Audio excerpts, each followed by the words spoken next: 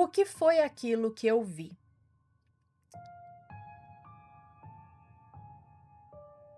Eu acho que a caixa d'água enchendo parece uma máquina de lavar lavando.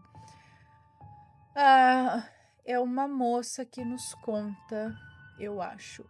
Olá, Anne Assombrados, me chamo... Sou de Macapá e o caos que contei aconteceu comigo quando eu tinha uns 6 ou 7 anos. Na verdade, eu vou contar 2 pequenos relatos, porque enviar os 2 separadamente ia deixar o texto muito curto. Caso tenha algum nome, estará trocado, pode ler tranquilamente. Muito obrigada. Então vamos lá ler esses 2 causos aqui desta moça. Lá em 2005, eu e minha família fomos assaltados dentro de casa por 2 bandidos. Minha mãe ficou tão aterrorizada que não quis mais morar ali de jeito nenhum. Então deixamos tudo para trás e fomos morar com a minha avó paterna, nos fundos do quintal da minha avó.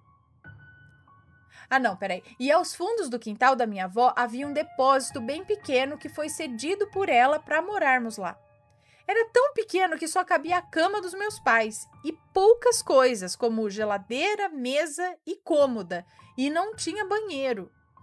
Como éramos em 4 moleques, eu e mais 3 irmãos, é um moço então que nos conta? Não sei, gente, na verdade não falou aqui, o nome realmente não dá para identificar, que eu olhei pelo e-mail, deduzi que fosse uma moça, mas não sei.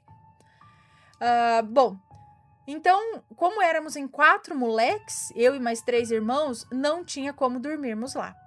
Então, minha avó cedeu um quarto pra gente na casa dela, que ficava na frente. Ana, era péssimo dormir ali. A lâmpada era daquela amarela, sei.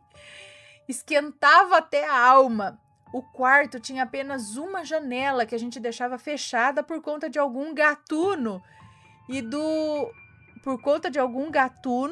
carapanã. É claro. O que é carapanã?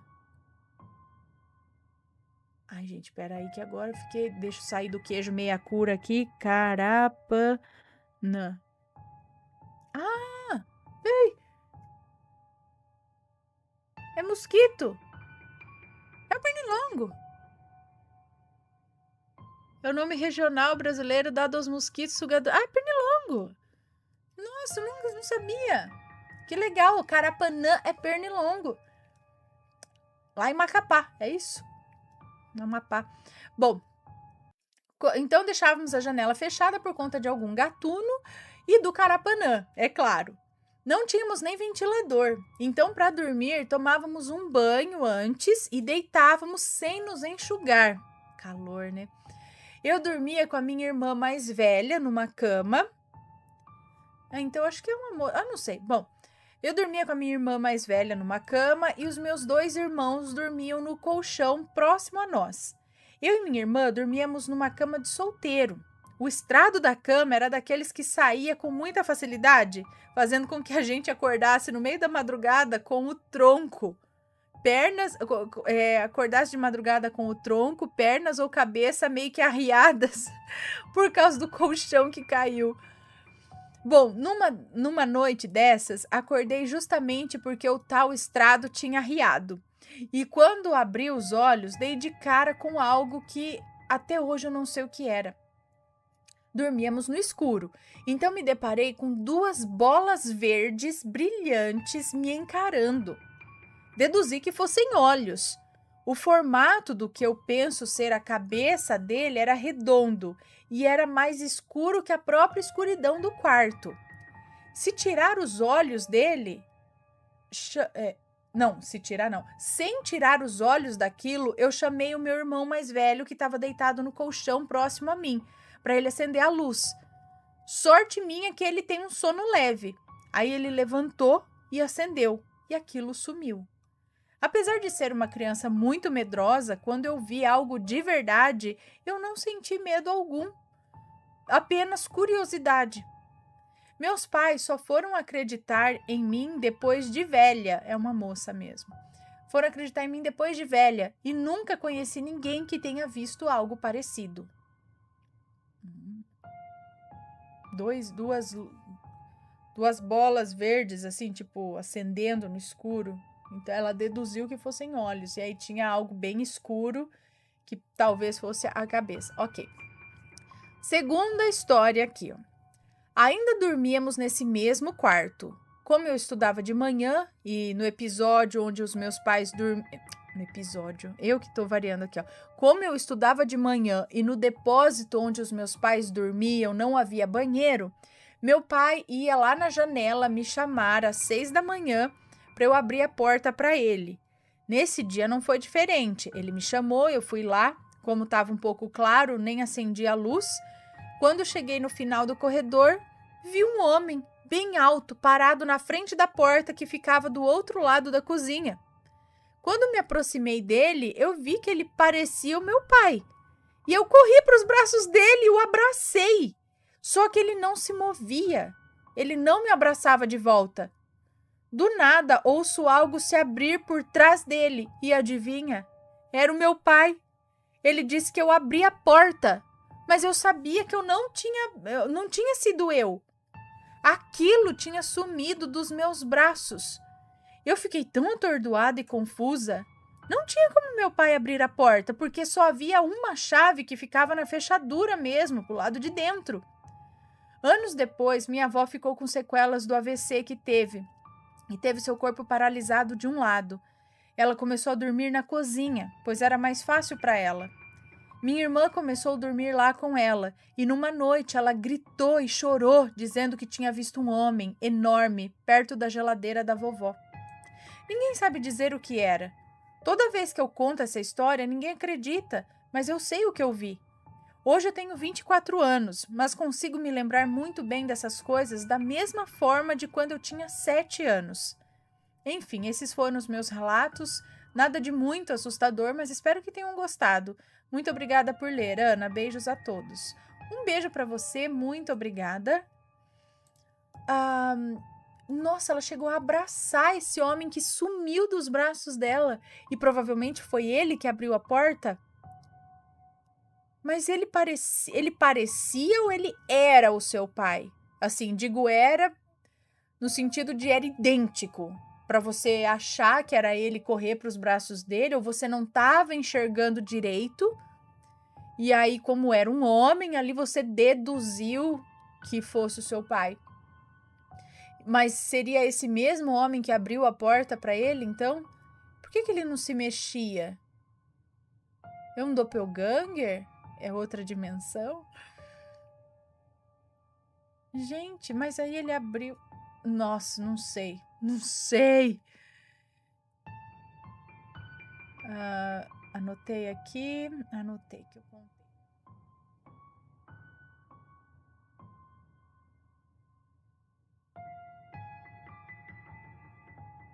Minha mãe foi salva por um espírito. Vamos procurar.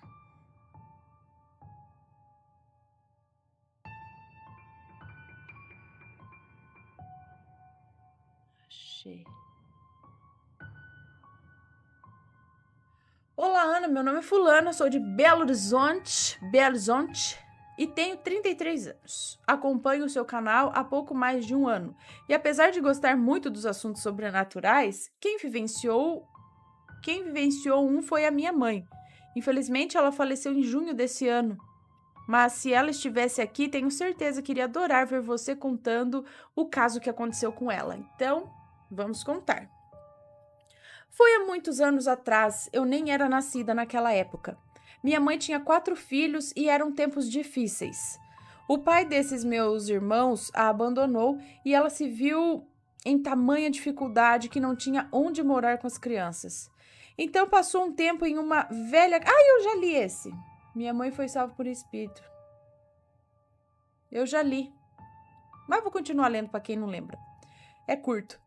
É bonito. Então ela passou um tempo em uma velha casa abandonada, improvisando com os poucos recursos que lhe restavam. Em uma certa noite de tempestade, enquanto se preparava para dormir com as crianças, surgiu do nada um homem, todo vestido de branco, que começou a andar de um lado para o outro dentro daquele cômodo, olhando sempre para as paredes de alto a baixo. Depois ele foi embora, do nada, do mesmo jeito que entrou. Minha mãe, naturalmente muito assustada com aquilo, não pensou 2 vezes. Pegou os meus irmãos e foi embora dali imediatamente. Pediu abrigo na casa de uma conhecida que a acolheu, visto que ela estava debaixo de uma forte chuva com 4 crianças. No outro dia, com a ajuda dessa conhecida, ela arrumou um outro lugar para morar. E 2 dias depois, a casa em que ela se abrigava desabou. Algum tempo depois, estando ela com sua mãe, contou-lhe o ocorrido. E esta, sem nenhuma surpresa, lhe respondeu que aquele senhor, pela descrição que minha mãe fez dele, era o seu avô, pai dela, que a minha mãe não chegou a conhecer, pois ele havia morrido antes mesmo que ela nascesse. Espero que vocês gostem do relato no canal. Beijos a todos. Ele foi lá e ele ficava olhando para as flores porque, tipo, isso aqui vai cair. Isso aqui vai cair, né? E ainda bem que ela entendeu. Entendeu, né? Sem entender, né? Ela ficou com medo e saiu de lá, porque, sei lá, um homem tá entrando aqui. E isso foi a salvação, porque ela poderia estar com as crianças lá e o negócio desabar em cima de todo mundo, não é mesmo? Então, esse eu já tinha lido. Um outro dia. Me conta, gostou do relato? Então o que você acha de deixar um comentário aqui embaixo, sempre com respeito, por favor. Além do like, é claro.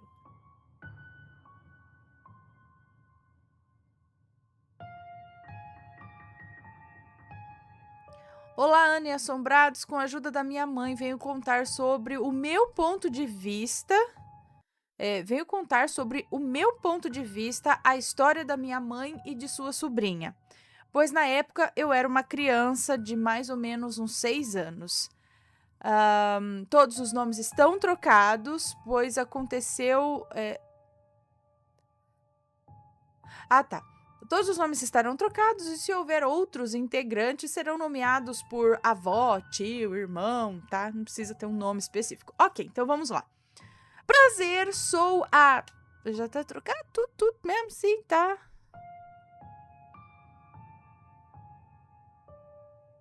Deixa eu só ver aqui.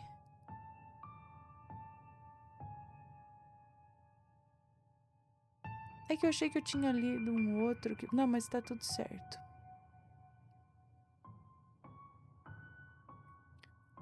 Tudo trocado. Todos os nomes trocados. Bom, prazer, mas eu vou falar fulana, tá? Sou fulana, mas quero... Ah lá, tá vendo? E não tava trocado ainda. Não tava trocado. Ela tá trocando agora. Prazer, sou a fulana, mas quero que me chame de aqui, ó, os nomes fictícios. Evangeline. Minha irmã, fulana, Beltrana, que aqui vou chamar. Cuidado, gente. Já troquem todos os nomes. Não precisa falar nem o nome verdadeiro. Se quiser citar o nome verdadeiro, põe lá embaixo, assim, destacado. Agora, Ana, só pra você os nomes verdadeiros. Fulano de tal era Maria. Beltrano de tal era João, sabe? Aí, mas não fala que trocou os nomes e aí logo embaixo, em seguida, põe o nome verdadeiro e depois põe o nome trocado, tá? É porque eu vou lendo corrido. Por isso que eu sempre, por segurança, chamo de fulano e fulano. Então, beleza.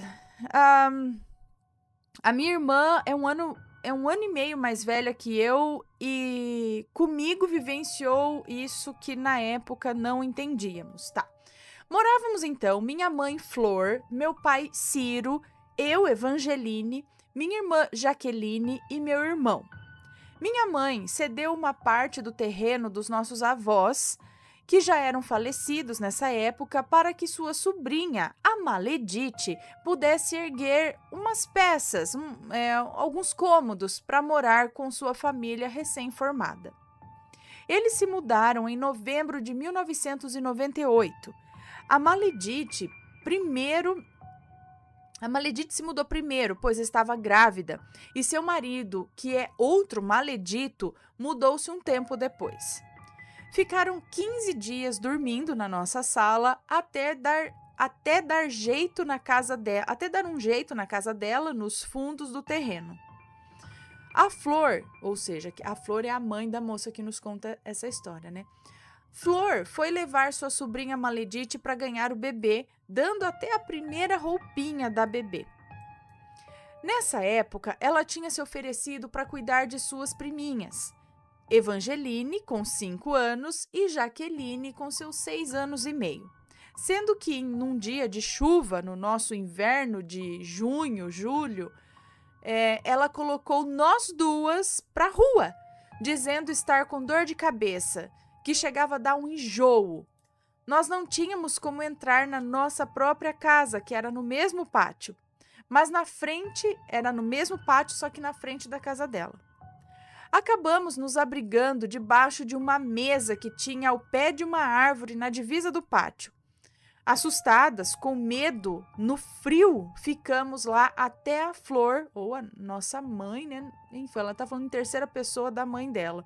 Assustadas e com medo, no frio, ficamos lá até a Flor chegar do serviço por volta das 7 horas da noite. Nossa, ficaram no frio de julho, no inverno de junho, julho, um dia de chuva. Só para citar aqui, é no Rio Grande do Sul. Imagina o inverno. Tá, até ela chegar, ficamos lá até ela chegar por volta das 7 da noite. Acabou que isso gerou uma discussão entre elas. E a Flor contratando uma vizinha velhinha para cuidar de nós duas. Isso causou ira e revolta na Maledite, que começou com suas maldades contra a nossa mãe Flor e o nosso pai Ciro. Em abril de 99, a nossa mãe foi contratada por uma grande rede hoteleira da nossa cidade na época, obrigando-se a pedir demissão, o que a obrigou a pedir demissão em dezembro do mesmo ano para irmos morar em uma parte mais rural da nossa cidade. Pois, amando da Maledite e seu marido Maledito, um homem estranho entrou na casa logo após a minha mãe, Flor, ter saído para trabalhar por volta das 6:30 da manhã. Sendo que só as crianças estavam em casa e não acordariam até a babá chegar.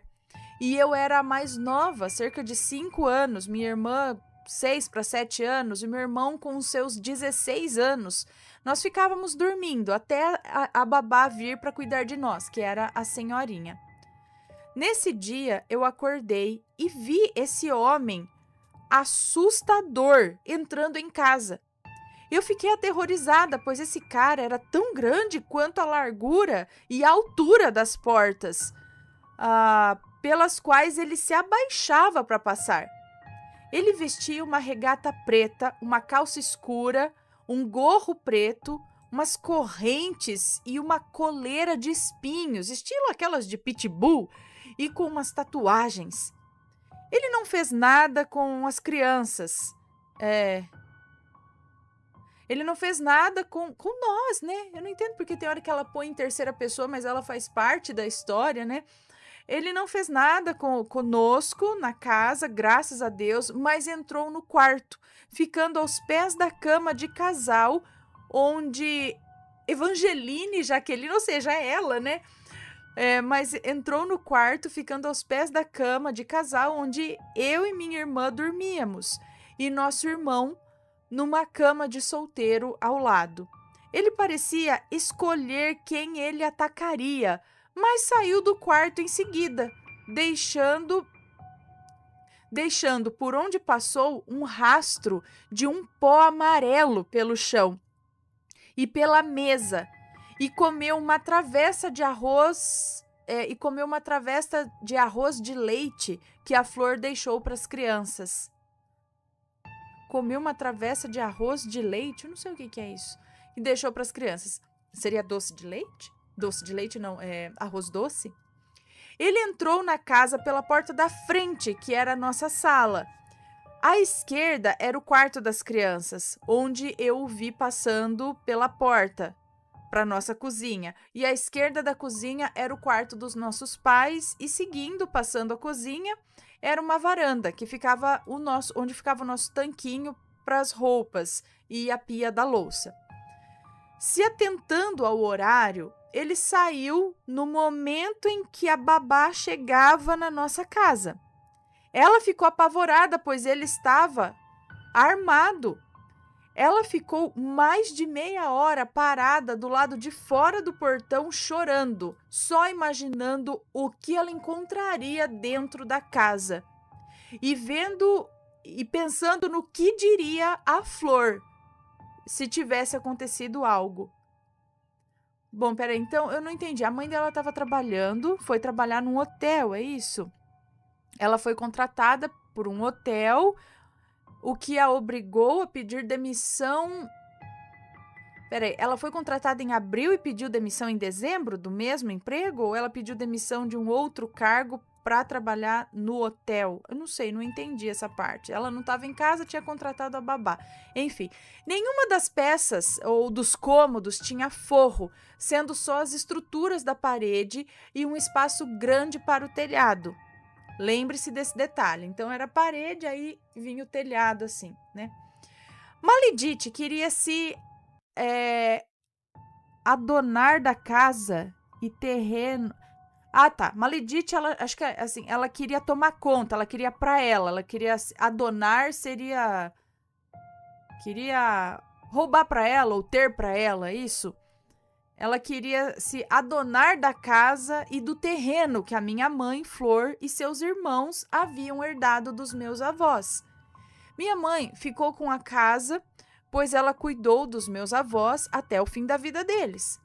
Nessa cidade rural que fomos morar, após esse episódio, moramos pouco tempo, cerca de 4 meses, pois a Maledite ficou cuidando, entre aspas, da nossa casa lá na cidade. Flor e as 2 filhas vinham à casa de 15 em 15 dias, dormindo na casa em... Peraí. Tô entendendo aqui, ó. Tá, nessa cidade rural que fomos morar após esse episódio, após o homem entrar na casa, elas foram para uma cidade rural. Eu tô confusa. Esse episódio, moramos pouco tempo, cerca de 4 meses na casa, pois eles foram morar nesse lugar aí, nessa cidade, na parte rural, por apenas 4 meses. E nesse tempo a Maledite ficou lá cuidando da casa na cidade. A Flor e as 2 filhas vinham para casa na cidade de 15 em 15 dias, dormiam na casa e numa dessas vindas, para ver se estava tudo tranquilo, essa noite em específico foi um terror. A Flor não dormiu, dava apenas umas cochiladas, pois ouvia barulhos na porta da frente que dava para a sala onde dormíamos. Eu e minha irmã não vimos nem ouvimos nada. Já a Flor ouvia algo que parecia como um boi mugindo e bufando na porta pelo lado de fora. No dia seguinte, a Flor pôde constatar coisas, digamos que despachadas na porta de entrada. Dentre essas coisas, havia um pó estranho e uma vela meio preta, meio vermelha, no formato de uma pata de boi. A pequena Evangeline, no caso eu, pequena demais para entender, ao passar pela porta, em vez de pular por cima daquilo, acabou pisando em cima dessas coisas despachadas ali, resultando em pouco tempo em feridas horríveis no pé da criança. Feridas que descascavam a pele e remédio nenhum ajudava aquilo a sarar, dando a impressão que a qualquer momento o meu pé apodreceria até cair de tanta ferida e que não dava jeito com nada. Depois de muito médico, muitos remédios, uma benzedeira desfez o que tinha sido feito ali. Desfez o trabalho, digamos assim. Mais um tempo na chácara e não estava dando certo. Pois o meu pai Ciro começou ali o seu vício na cachaça, passando seu tempo no boteco ao invés de estar na chácara, ajudando sua esposa com o serviço ou ajudando minha mãe com o serviço. A gota d'água para o patrão foi quando ele chegou na chácara em um dia de verão, mas estava chovendo muito, e o meu pai estava no boteco, enquanto a Flor e as pequenas, nós, as crianças, Evangeline e Jaqueline, estávamos correndo na tentativa de guardar os animais que haviam escapado. Tudo isso debaixo de chuva. Tipo, a mulher e as crianças tentando fazer o serviço do sítio, né, das coisas, e o cara, o pai estava no boteco bebendo. Tudo isso debaixo de chuva. E Ciro chegava na porteira, naquele momento, Ciro chegou na porteira trocando as pernas por conta da bebedeira.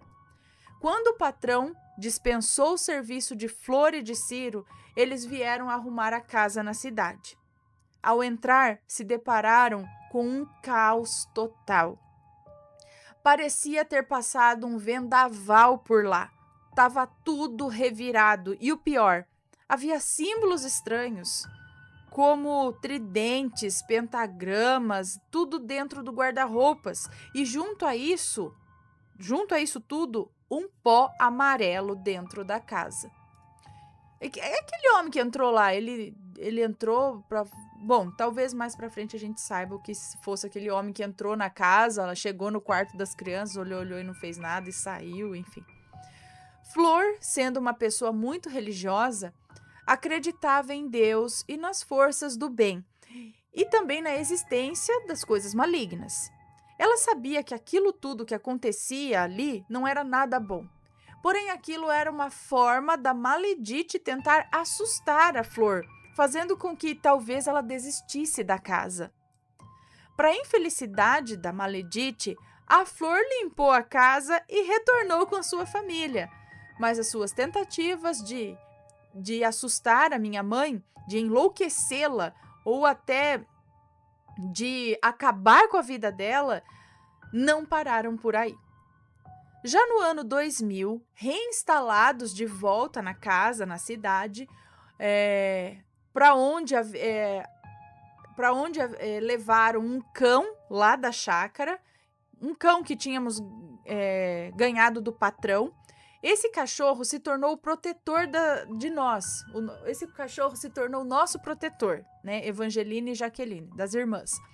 O cachorro se tornou um escudo espiritual para todos nós da casa. Até a Maledite se oferecer para arrumar a casinha do cachorro, colocando uma lona com uma madeira muito pesada em cima.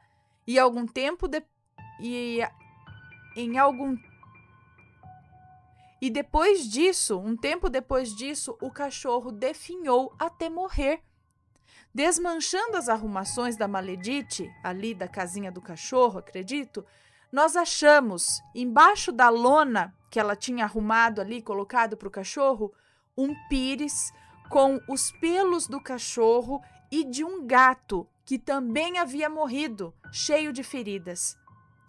Depois de um tempo, não sei ao certo quanto tempo, acabamos por ter uma outra cachorrinha, linda, pretinha, que deu cria, e ficamos só com um filhote, o Toquinho.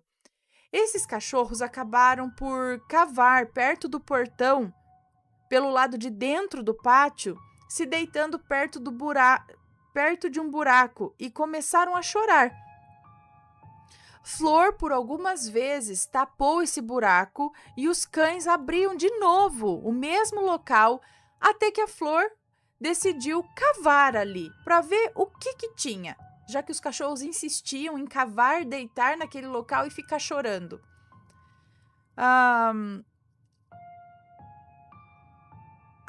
Ao cavar ali, ela encontrou uma panelinha de ferro, estilo um caldeirão, com pelos de cachorro e de gato. Novamente, uma terra muito escura e uns papéis que ela não soube o que estava escrito. Meu pai pegou esse caldeirão, sua bicicleta e foi levar no padrinho do meu irmão, que era um poderoso pai de santo que queria muito bem a nós. Ciro foi acompanhado pelos nossos cães num chororô até a entrada do bairro vizinho. Choro esse que eu nunca tinha visto. Os cães estavam chorando, é isso? Ou Ciro? Ciro foi acompanhado pelos nossos cachorros num choreiro até a entrada do bairro. Bom, enfim. E esse pai de santo, padrinho do meu irmão, desfez esse trabalho também. De lá para cá, acho que de lá para cá, da época que a Flor trabalhava no hotel, ela acompanhava uma colega que ia numa benzedeira também. Essa benzedeira falava para Flor que, apesar dela nunca, de fato, ter falado nada, que aqueles... ela disse assim, que aqueles negros, entre aspas, que aquele pessoal do fundo do teu pátio, ela falou assim, eles querem o teu mal. Mas a minha mãe nunca acreditou nisso. Até que a Maledite, em um dia em que a Flor estava lavando... Minha mãe, né? Eu vou falar minha mãe aqui porque... Até um dia em que a Maledite... Até a Maledite, num dia em que minha mãe estava lavando roupa no tanque, veio para conversar e questionou sobre um embrulho em cima da parede, que ainda não havia forro. Questionou sobre um embrulho que estava, o quê? Tipo, em cima da parede, do muro, assim, né? Que não tinha forro, então as paredes eram como se fossem muros, né? Então tinha um embrulho lá em cima, é isso. Flor não via o tal embrulho e Maledite o pegou. E era realmente um embrulho em forma de bala, com pedras britas dentro. Flor, minha mãe, pela primeira vez, procurou uma benzedeira que mandou queimar aquilo em uma encruzilhada. Maledite, vendo que pela magia não teve resultados, acabou por outro caminho tentando acabar com a minha mãe, que era sua tia, falando inverdades, difamando a minha mãe perante os vizinhos. Chegou a fazer um BO, até abrir um processo contra a própria tia, com acusações absurdas ela fez. Fez minha mãe gastar o que não tinha para se defender. Foram anos de processos judiciais, o que fez com que minha mãe faltasse ao serviço e fizesse muitas visitas à polícia, e a polícia fizesse muitas visitas em nossa porta. Uma das acusações era que minha mãe extraviava suas correspondências, dizendo que as pequenas primas, né, no caso nós, Jaqueline e Evangeline, amando da minha mãe, nós roubávamos as correspondências e rasgávamos as mesmas. Sendo que o que acontecia era o contrário. A Maledite extraviava as contas de luz, fazendo com que nós tivéssemos praticamente a luz de casa cortada por falta de pagamento, porque não chegava as contas de luz. Os policiais que iam até a nossa casa por conta das brigas e discussões mandavam que elas parassem, pois em meio às brigas havia nós ali, as crianças, e também a bebezinha da Maledite. Em meio a tudo isso, minha mãe teve a visão. Enquanto estava deitada ali no sofá, ela teve a visão de seus pais, meus avós, sentados de costas para ela na parede do quarto das crianças. Com uma voz que não era deles, diziam que se não acabasse toda aquela confusão, haveria muito derramamento de sangue. E antes da última audiência, minha mãe teve um sonho também. Ela viu uma mesa oval, onde estavam de um lado da mesa a minha mãe e seu advogado e outras pessoas do outro lado. Não, minha mãe, seu advogado e outras pessoas. Do outro lado estava Maledite, seu advogado e outras pessoas também. E nas pontas o juiz e os promotores. E ali na sentença houve a condenação para as duas. Isso tudo no sonho, tá? Maledite saiu com cara de satisfeita, dizendo que pelo menos não seria condenada sozinha. E minha mãe, por sua vez, se agachou chorando. E aí um ser que ela identificou como um anjo, com seus 2 metros de altura e uma túnica branca e com os cabelos cacheados, ele lhe estendeu a mão e dizia: "Não temas, estarei contigo." Assim como no sonho, as duas foram condenadas. Minha mãe condenada a pagar cestas básicas e a Maledite foi até mais grave, mas não sabemos qual foi a sentença. Depois de tudo, minha mãe e sua família viveram bem, apesar dela e Ciro terem se separado. Por outro lado, Maledite teve uma vida de miséria e algumas doenças que a prejudicaram muito, levando inclusive ela a fazer várias cirurgias até na coluna. A irmã da minha mãe, ou seja, a mãe da Maledite, esteve doente, tendo que ficar hospitalizada na Santa Casa. Minha mãe, ao ir ao hospital ver a irmã, foi recebida pela Maledite, a sobrinha, que lhe abraçou e lhe pediu perdão aos prantos. Minha mãe a perdoou, mas a confiança não existe mais. E isso é tudo, assombrados. Desculpa pelo relato grande, mas espero que você possa ler e que os assombrados possam dar suas opiniões a respeito. Obrigada, Aninha. Amamos acompanhar o canal. Um beijo para você, muito obrigada. Então, apesar da mãe ajudar, né, era a sobrinha dela, estava ali tendo um bebê, tudo. Ela queria a casa, ela queria assustar a tia para que ela deixasse a casa e ela tomasse conta. É isso? E que aquele homem foi lá com aquela faca na mão e deixou o pozinho? Ele foi lá para fazer alguma coisa e desistiu. Ele era uma entidade. Ele era uma pessoa contratada para entrar e deixar alguma magia lá dentro, porque no caminho que ele andou havia o tal do pozinho amarelo. Qual que era o objetivo daquele homem lá dentro? Foi só para assustar? Né? Que gente, credo. Mas tudo volta.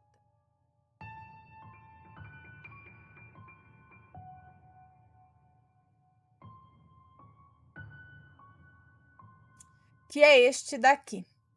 Meu espírito ajudou o espírito da minha mãe? Vamos ver. Acho que é uma moça, isso aí. Oi, Aninha. Já a partir desse ponto, nomes trocados. Muito obrigada. Aqui vou me chamar...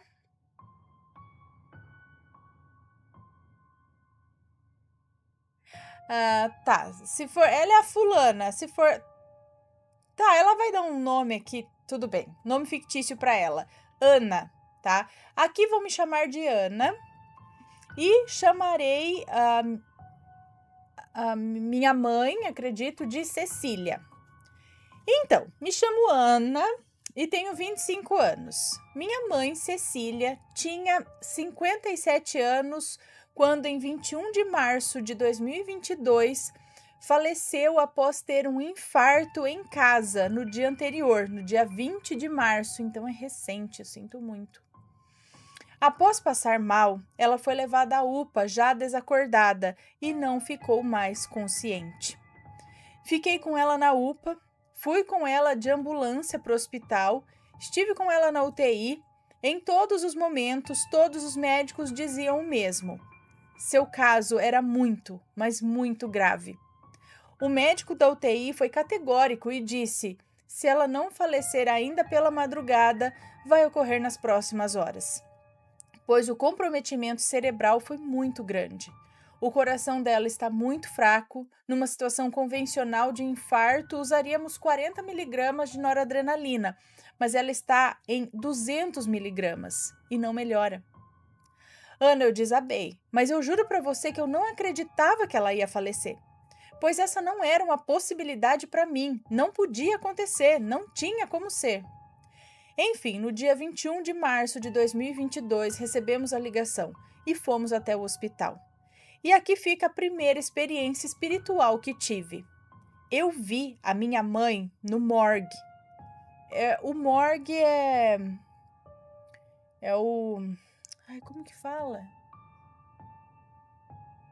Necrotério, é isso? E diferente da UPA e da UTI, onde ela estava inconsciente, eu sentia que ela, a energia dela, quem ela era, sabe, não estava mais ali. Ali estava apenas o corpo, mas eu não sentia mais ser a minha mãe ali. Entendi nesse momento que o espírito da minha mãe não estava mais no seu corpo, pois havia desencarnado. E exatamente por isso eu tinha essa sensação de que ela não estava mais ali. Ana, sempre fui muito cética, e o que hoje chamo de espírito Eu chamava de consciência, na visão mais científica possível. O sofrimento não há como descrever de forma fiel. O início, hospital, notícia de morte, velório e sepultamento, tem uma dor desesperada, que você sente vontade de rasgar o seu corpo inteiro para que a dor emocional fique em segundo plano. A dor no dia a dia não diminui, só é diferente. É uma dor amarga, pesada, sufocante. A dor da saudade, do arrependimento do que não foi feito ou foi dito, enfim. Bom, conversei com a minha mãe o tempo todo, enquanto ela estava inconsciente na UPA e na UTI e também no velório. No velório, eu disse a ela que estava bonita, com a roupa que eu escolhi, e fiz questão de mandar um casaquinho, pois o dia ia fazer frio. Mandei também os brincos que havia dado para ela em algum dia das mães nos anos anteriores. Ela era linda, Ana. Quando cheguei em casa, continuei e continuo conversando com ela, contando o que eu estou fazendo, o que eu vou fazer, pedindo conselhos. No entanto, nunca a senti perto de mim. Desde o primeiro dia, eu peço que ela apareça em sonho para mim, repetindo sempre assim: Mãe, quero que você apareça para mim em um sonho. Eu quero te ver, eu quero que você venha me ver e me permita sentir que está comigo. Mas nada. Cheguei a sonhar com ela, mas mal lembrava do sonho ao acordar. Até que no dia 24 de abril de 2022, tudo mudou. 1 mês e 3 dias depois de seu falecimento, num domingo, acordei às 6 da manhã com o meu pai e com meu irmão fazendo barulho. Fiquei acordada, mexendo no celular, até que às 9 horas o sono foi pesando e nessa hora eu fiz algo que não havia feito antes. Eu pedi para Jesus, para que ele permitisse ver a minha mãe. Ana, isso foi muito difícil, pois faz muitos e muitos anos que eu me considero agnóstica. E pensava que se Deus existisse, eu não tinha interesse algum em seguir. Então eu dormi e sonhei. O sonho mais real e mais incrível que já tive. Estava num grande galpão em algo que parecia uma festa. Minha mãe saía de fininho desse galpão e eu ia atrás dela. E ao alcançá-la, perguntei meio que em sinais onde ela estava indo, pois a minha voz não saía. E ela respondia também fazendo sinais que ia até a UPA e que de lá iria para outro lugar.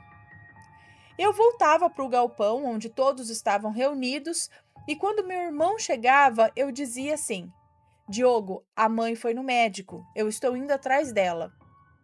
Então eu chegava no hospital e ele tinha 2 recepções, uma no exterior e uma no interior do hospital. Uma observação aqui. Era a mesma UPA onde minha mãe faleceu. A única diferença era essa recepção exterior. Entrando na recepção interna, eu vi minha mãe parada. Ela estava com um vestido branco, com flores amarelas e o cabelinho preso num coque baixo. Ela parecia estar com medo, assustada. Estava um pouquinho chorosa, com a mão no peito. Eu percebi naquele momento que ela não havia sido atendida e comecei desesperadamente a pedir na recepção para que a atendessem.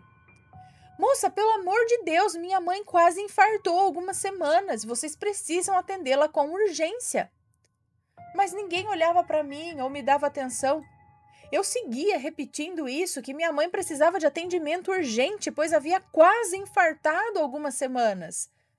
Repetia isso para muitos funcionários do hospital, mas nada acontecia. Eu corria de um lado para o outro pedindo ajuda até que entrei na sala onde a qualificação da gravidade do atendimento é realizada com os pacientes. Aquela triagem, sabe? E a enfermeira me disse que o nome da minha mãe nem estava na lista. Ou seja, ela não havia sido atendida pela recepção. Eu ficava ainda mais desesperada e tinha o sentimento que minha mãe me seguia o tempo todo por onde eu ia.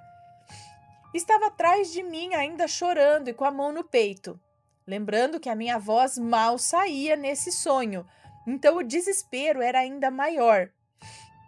Quem aí já sonhou desse jeito, quando você quer falar e a voz não sai? Então eu ia para a recepção externa e uma moça me atendeu. Quando repeti a necessidade de atender minha mãe com urgência, ela olhava para mim com pena e chorava. Tentava me ajudar, mas não conseguia cadastrar a minha mãe para o atendimento. E eu a ouvi dizendo para alguém que não conseguia cadastrar a minha mãe, pois ela tinha o número 17 na carteirinha dela.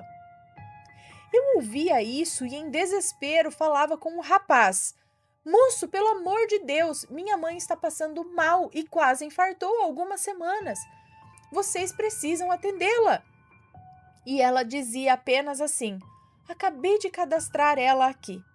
E eu, paranoica como sou, pensei: Vou perguntar o nome dele, pois se algo der errado, eu volto aqui e falo com ele diretamente. Perguntei seu nome e ele apenas respondeu 17. Ana, preciso dizer que o número 17 antes desse dia não era nada. Eu nem pensava. Nada, não significava nada para mim. Depois disso, depois desse rapaz me falar que conseguiu cadastrar a minha mãe, ela sumiu. Eu já não a via mais. Procurei por todo o hospital, mas já não havia mais. Quase acordando desse sonho, segundos antes de abrir os olhos, ouvi na minha porta a voz da minha mãe dizendo: Ana, vamos, Ana. E abri os olhos. Ana, agora eu, Ana. Eu tinha certeza que aquele dia seria terrível. Eu havia escutado a voz da minha mãe na porta do meu quarto, mas não iria conversar com ela. Mas foi um sonho tão específico que pensei: vou pesquisar sobre o número 17. E cheguei até essa definição. O 17 é tradicionalmente considerado um número asiago. Asiago? O que é isso, gente? Pois um anagrama de seu número romano, né, XVI, é VIXI, que em latim significa, que é VIXI, que em latim significa eu vivi, ou seja, estou morto. É isso? Ana do céu, quando eu vi isso, todo o sonho passou a se desenrolar na minha cabeça. E aqui conto o que entendi dele. Entendi que eu estive em um hospital espiritual. Na doutrina espírita, kardecista, conforme pesquisei após o sonho, existem hospitais espirituais que acolhem os desencarnados para tratar o seu espírito. E acredito que o perispírito também, das mazelas do corpo físico que afetaram o espírito da pessoa. Esses hospitais espirituais costumam estar localizados em estradas, próximos a hospitais terrenos, em cemitérios, por exemplo. Pensei que talvez minha mãe estivesse, durante esse tempo, meio perdida com sua morte. O meu sofrimento extremo e o amor, cuidado e apego que ela tinha por seus filhos pode ter atrapalhado sua passagem plena. E naquele momento eu fui até o hospital espiritual para auxiliá-la, pois nos últimos anos criei uma relação de muita proteção e cuidado para com ela. Ninguém conseguia me ouvir, mas uma moça médium me ouviu e chorava ao me olhar com dó enquanto eu pedia ajuda para minha mãe, pois ela sabia que ela não tinha quase sofrido um infarto há semanas. Ela realmente havia falecido de um infarto. Mas por estar encarnada, a moça não poderia cadastrar a minha mãe no hospital espiritual, pois minha mãe possuía o número 17 na carteirinha, ou seja, ela estava morta. Mas o rapaz chamado 17 também estava desencarnado e pôde acolher a minha mãezinha. E assim foi feito, pois a partir daquele momento deixei de vê-la no sonho. Ana, com essas experiências, aceitei de fato que o mundo espiritual é real. E acredito que buscar respostas científicas para tudo, como eu fazia, te tiram a sensibilidade para receber e perceber sinais e respostas do outro plano. Esse foi o meu relato, espero muito que dê para entender, pois foi uma experiência tão incrível para mim. Quero falar para vocês, abracem suas mães e digam o quanto as amam. Pois isso é o que faz mais falta. Mãe, eu te amo muito e vou sentir sua falta até que a gente se encontre de novo. Obrigada por ler meu relato, Ana. Eu amo muito o canal de vocês. Um grande abraço. Um grande abraço para você. Muito obrigada por dividir sua experiência com a gente. E que interessante esse lance, né, do número que ficou na cabeça dela. Eu ia falar aqui que eu acho que ela tava realmente essa interpretação que você deu aí, que é um hospital espiritual, mas eu não tinha atinado também o lance da moça que estava nesse hospital ser encarnada, uma médium que não tava conseguindo, ela não ia conseguir passar ela pro lado de lá, alguma coisa assim. É interessante, bem interessante, não é?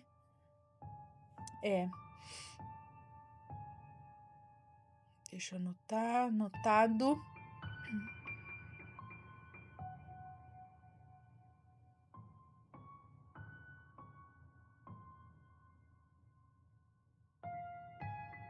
Vamos lá ler mais relatitos.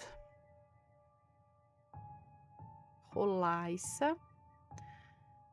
Vamos ler este daqui.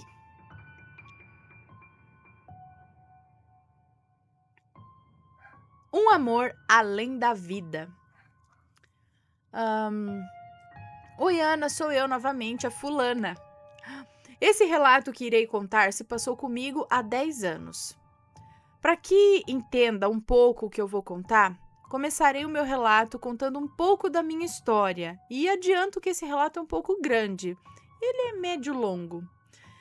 Aviso que os nomes estão trocados. E agradeço por ter lido o meu outro relato. Fiquei muito feliz, espero que leia este também. Peço perdão caso tudo não tenha sido tão bem explicado, porém escrevo meus relatos no bloco de notas do meu celular. Ana, atualmente eu moro no Pará, porém nem toda a minha vida foi vivida aqui nesse estado. Irei começar com uma grande tristeza, que foi a perda do meu avô em 2010. Meu avô... Os nomes já estão trocados, ok.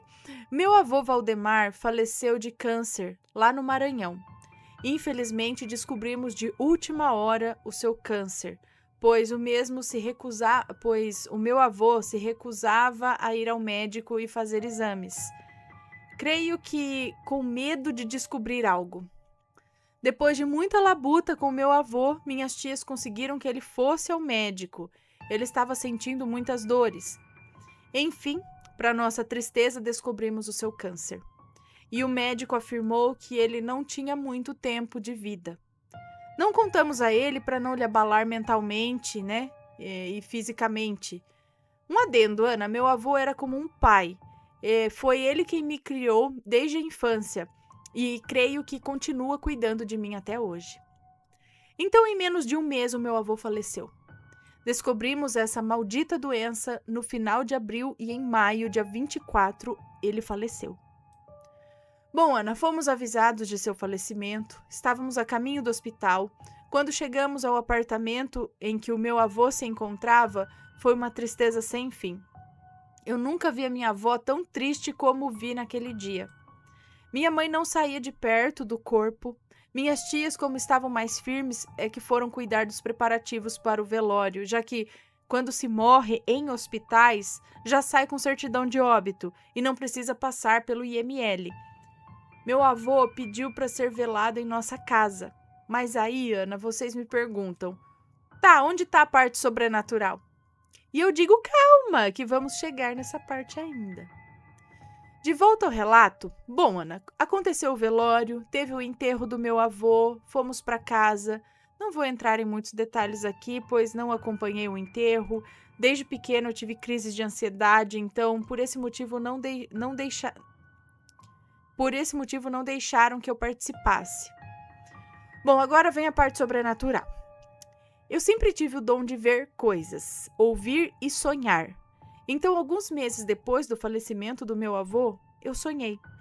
Sonhei que era noite, eu estava assistindo TV na sala, quando 2 homens entraram na sala da minha casa acompanhando o meu avô. Esses homens tinham vestes brancas, porém eu não conseguia ver os rostos. O meu avô, então, estava vestido com a mesma roupa em que estava vestido em seu velório, um terno branco com uma camisa amarela.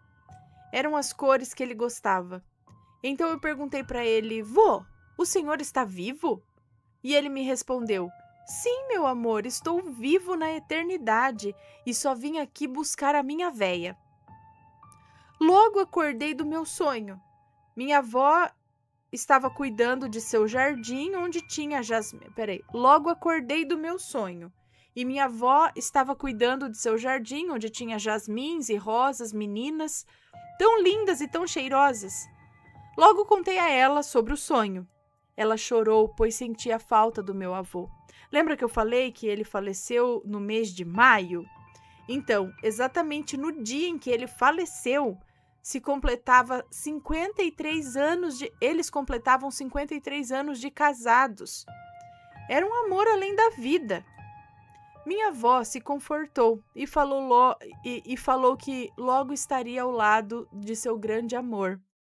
E eu falei para ela virar a boca para lá, porque eu já tinha perdido eu não queria perder ela também. Bom, Ana, após o primeiro ano da morte do meu avô, minha avó teve que fazer uma cirurgia de vesícula, onde foi encontrado um tumor benigno.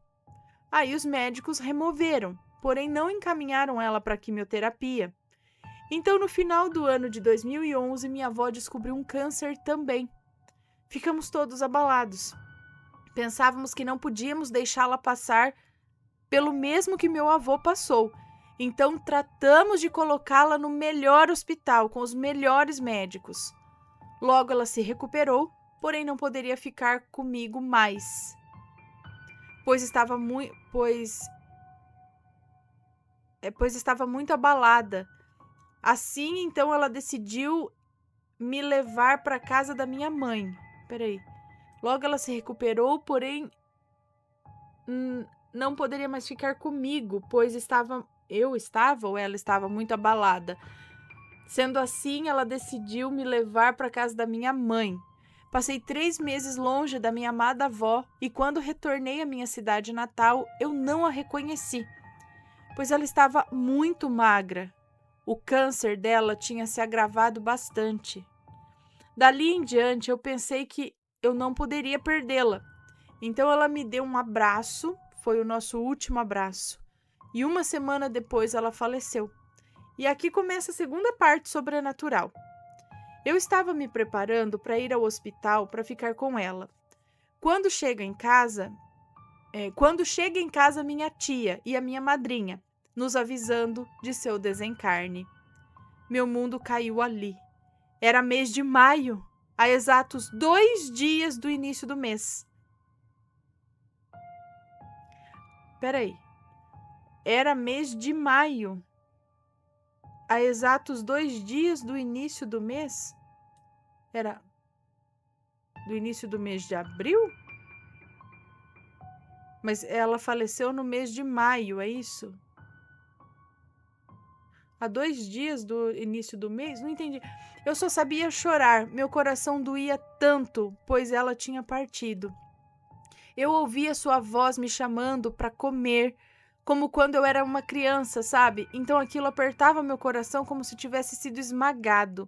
Seu velório não foi na nossa casa como o do meu avô. Tivemos que lhe embalsamar, pois um tio meu, o filho mais novo dela, morava do outro lado do país. E mesmo pegando voos, as escalas eram demoradas. Bom, eu fui em casa tomar um banho, comer alguma coisa e tentar descansar, pois eu estava muito abalada. Assim que retornei ao velório e entrei na sala do velório da igreja, onde minha avó era católica, apostólica, fiel, qual não foi o meu susto ao ver... Assim que retornei do velório e entrei na sala do velório da igreja, com a minha avó era católica, apostólica, qual não foi o meu susto ao ver? Eu me tremi toda. Em questão de segundos, a imagem desapareceu de minha vista. Você viu quem? Ao entrar na sala de velório, me deparei com a minha avó. Viu a avó. Ao entrar na sala de velório, me deparei com a minha avó ao lado da minha madrinha, que estava ao lado de suas colegas da igreja, rezando o terço. Minha avó estava ali, em pé, com os cabelos pretos, curtos, em cima do ombro, seu blazer e sua saia toda branca, com sua faixa do Sagrado Coração de Jesus, o grupo de oração que ela participava na igreja. Era exatamente a mesma roupa que ela estava no caixão. Então, ela olhou para mim sorrindo, como se estivesse se despedindo, e em num piscar de olhos ela sumiu. No terceiro e último dia de velório, nossa, ficaram 3 dias esperando o filho, é isso? No terceiro e último dia de velório, às 3 da tarde, horário do terço que ela sempre rezava, já se encontravam apostos lá fora o pessoal encarregado de levar o corpo para o cemitério. Do jardim de minha avó, trouxe um botão de rosa menina e um ramo de jasmim. Botei em sua mão e falei para ela que o botão tinha desabrochado no dia em que ela foi para o céu. Logo o pessoal encarregado pelo enterro anunciou a mais triste e doída frase: 5 minutos para fechar o caixão.